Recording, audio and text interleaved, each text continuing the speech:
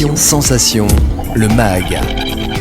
Bonjour à tous, bienvenue sur Sensation. Je suis aujourd'hui avec Anne-Claire Chauvency, présidente de l'association Action Protection Animale. Bonjour. Bonjour. Alors Action Protection Animale a été fondée en 2020, elle est donc très récente. Qu'est-ce qui a poussé justement à la création de cette association ? Alors, le principal facteur en fait, qui a motivé la création de l'association Action Protection Animale, c'est vraiment un constat d'avoir de plus en plus de signalements pour des faits de mauvais traitement et finalement avoir un peu de mal à assumer. L'association avait du mal à assumer en fait le traitement de ces signalements-là parce que voilà, les associations font des refuges, des dispensaires, etc.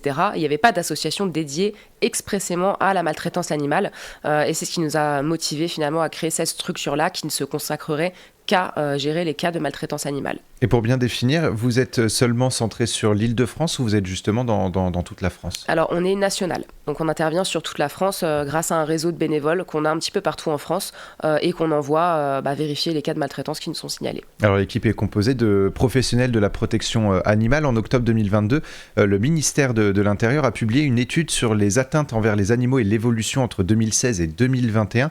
La cause animale semble toucher la grande majorité des Français. On l'a vu notamment pendant la campagne présidentielle. Et pourtant, le constat est alarmant puisque les maltraitances animales ont augmenté. En tout cas, le nombre de mis en cause est plus important. Concrètement, est-ce que la justice répond suffisamment face à la maltraitance animale ? Alors, on a envie de répondre que non.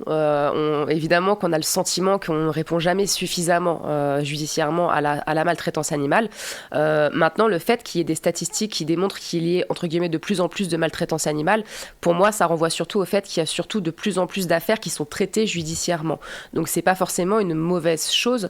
Au contraire, on peut voir ça d'un point de vue positif. On peut se dire que la police, la gendarmerie, les autorités judiciaires prennent de plus en plus conscience de l'importance en fait de traiter ces affaires-là, ce qui amène à des dossiers qui sont traités de manière plus importante et donc des infractions qui sont en hausse. Pour bien définir justement ce qu'est une maltraitance animale, quand commence-t-elle et comment est-ce qu'on peut la définir ?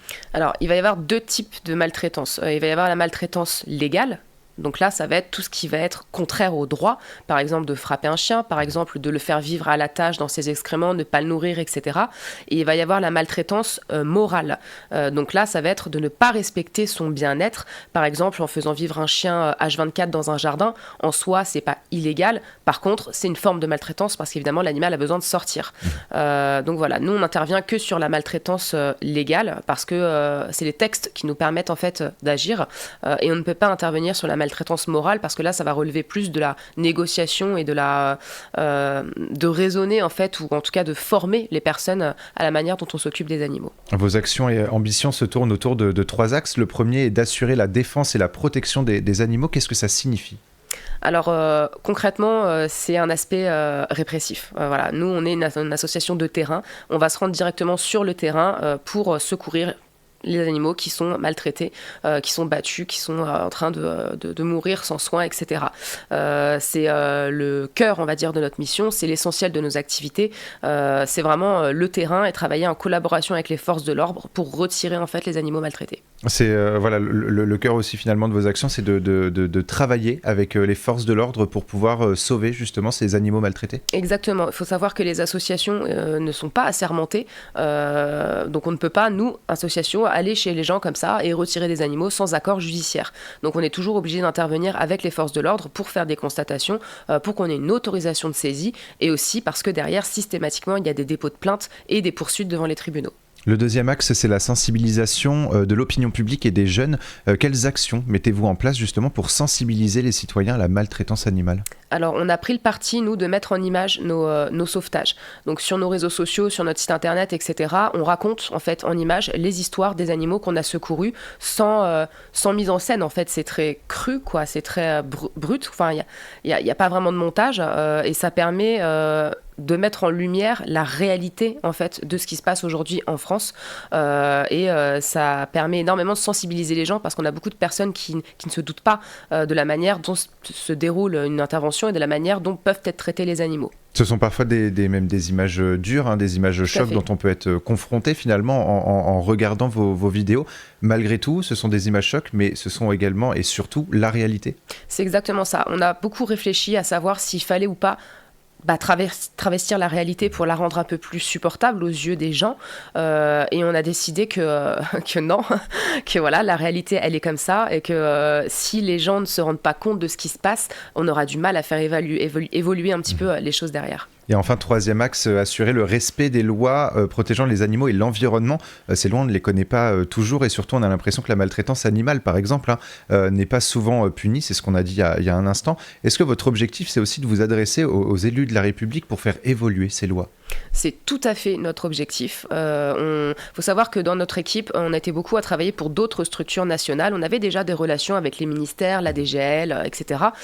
Et là, l'objectif est très clairement de permettre l'évolution des lois en passant du bas, du terrain, en fait, de la réalité de terrain, jusqu'au sommet de l'État, pour qu'en fait le bas soit entendu et pris en compte, et qu'on puisse comme ça amener des propositions, ou en tout cas des éléments qui permettront de faire évoluer les textes de protection des animaux. Sur votre site internet également, vous partagez les sauvetages que vous réalisez avec des fois des photos. Vous donnez également des nouvelles des animaux. Donc vous ne partagez pas seulement les images dures, mais aussi les belles images des sauvetages des animaux quand ils ont réussi à évoluer, quand ils ont réussi à se reconstruire finalement. Ça aussi, c'est une partie de votre travail de montrer que oui, un animal a été brisé, mais qu'on peut toujours le sauver. Tout à fait. On a beaucoup de... Alors déjà, il faut savoir que les animaux qu'on retire, notre principale mission, notre souhait le plus cher, c'est de les replacer dans des belles familles derrière. L'idée, c'est qu'ils soient heureux, ces animaux-là. On les retire pas, puis après, on les laisse pas moisir tout seuls dans leur coin. Et effectivement, c'est important de montrer qu'on a des animaux qui peuvent avoir vécu des pires atrocités, qui vont se révéler être de parfaits chiens de famille. Alors bien sûr, parfois, ça peut laisser des traces physiques. On a des animaux qui sont balafrés, qui sont pas forcément esthétiquement acceptables aux yeux des gens, et ça peut laisser des traces psychologiques aussi, mais avec de l'amour, de la patience, on arrive à tout. Et aujourd'hui, on n'a pas un seul animal qu'on considère comme définitivement perdu, on va dire. Donc on arrive toujours à les réhabiliter, et surtout, c'est les animaux qui se réhabilitent eux-mêmes avec une capacité de résilience qui est incroyable, qui arrivent à nouveau à faire confiance, alors que malheureusement, parfois, ils ont vraiment vécu des horreurs, quoi. Alors, qu'est-ce qu'on peut faire justement quand on est témoin de maltraitance animale ? Est-ce qu'on doit vous contacter directement ? Est-ce qu'on doit contacter les forces de l'ordre qui vous contactent après ? Comment ça se passe finalement ? Alors, ça dépend du cas. Si c'est une situation avec une urgence vitale, par exemple, quelqu'un qui est en train de massacrer son chien, là, il faut faire le 17, parce que la police, la gendarmerie, ce sont les personnes les plus... Alors déjà, c'est de leur ressort, et en plus, ce sont les personnes les plus à même à être sur place le plus vite possible. Nous, on ne sera pas forcément sur place à la minute. Donc, premier réflexe, on fait le 17. Deuxième réflexe, on nous appelle. Comme ça, nous, on peut se mettre en rapport avec la police pour éventuellement leur expliquer la marche à suivre, pour récupérer l'animal derrière, etc.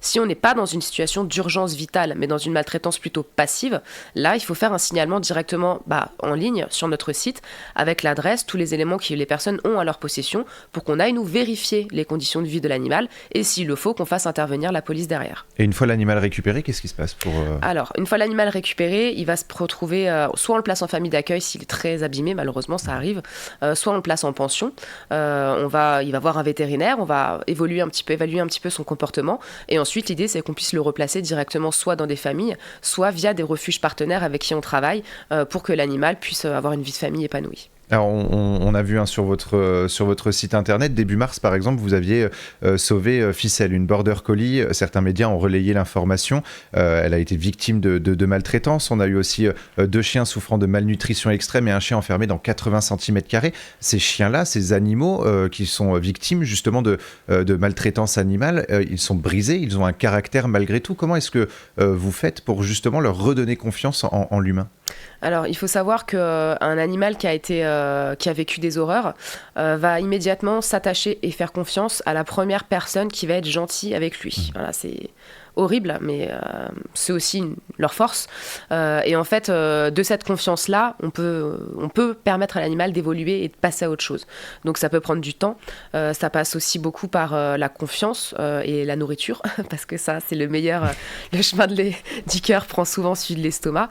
Voilà. Après, les chiens surtout, les chats un petit peu moins, mais les chiens sont surtout des animaux très résilients qui arrivent très vite à passer à autre chose. Donc voilà, tout est une question de temps, de patience et d'amour. toujours. Et c'est toujours bon de le rappeler, mais les animaux ne sont ni des jouets ni des passe-temps, et la maltraitance animale est punie par la loi. Alors avant d'adopter un animal de compagnie, il vaut mieux réfléchir à 2 fois. Merci beaucoup Anne-Claire Chauvency d'avoir été avec nous sur Sensation. Pour plus d'informations, on peut se rendre sur votre site actionprotectionanimale.com ou sur votre Instagram, Facebook et YouTube Action Protection Animale. Et pour revoir ou réécouter cette émission, rendez-vous sur notre site et notre application Radio Sensation.